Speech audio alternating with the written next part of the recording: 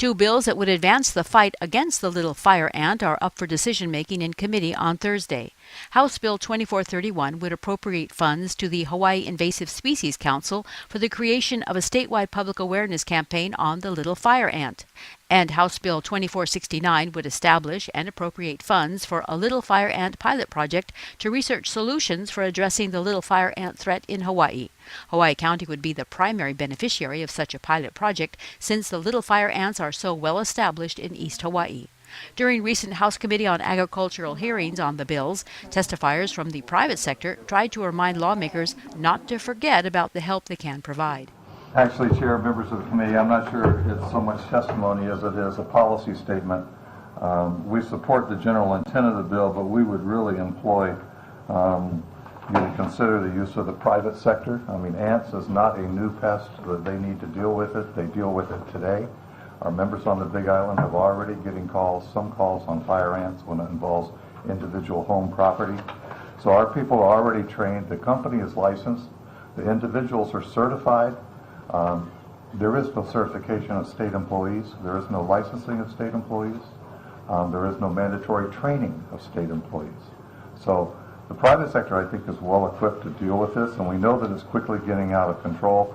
We really don't want to see a situation where the farmers won't be able to harvest their bananas and papayas because they can't touch it. So we really think the need for a pilot project, as stated in this bill, is questionable unless you want to turn around and isolate two different areas and let the appropriation take care of one and the private sector take care of the other and see who does the better control. We'd be happy to participate in that. But, you know, we think that, I don't know if you saw the news last night, but there's a lady on the news who was complaining about the ants in her condo. And unfortunately, she also testified that she had used every single pesticide she could find over the counter, and none of them had worked. And that's because it's kind of like medicine, you know. The stuff you can get over the counter is not as good as the stuff you get prescription-wise. So this is the same kind of thing. So we support additional resources to combat the little fire ant problem, but we really wish you would employ the people that are already there to handle the problem. Thank you. Also during the hearing, Hilo Representative Richard Onishi had some intense questioning for a representative from the Invasive Species Council. So what was the protocols established by Invasive Species Council to stop the spread of the little fire ant? All you told me is what are the effects. You didn't tell me what Invasive Species Councils decided to do to say, we have this problem, we have to isolate it, we have to keep it from spreading, these are the things that farmers got to do, this is the stuff we got to do, educate people to stop it from spreading. I mean, that's why it spread. Sure. If you don't have any protocols to address in general invasive species and how you're going to address it immediately, how are you going to stop the spread?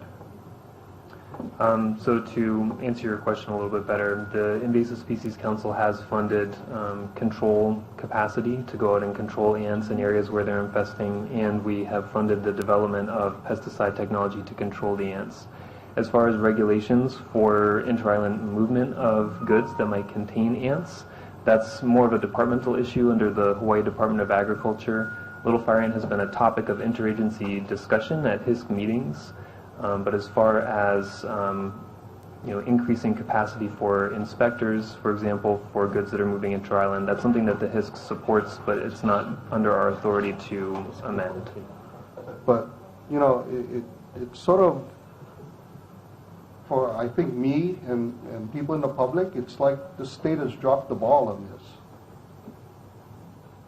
Thank you. Representative Tokioka.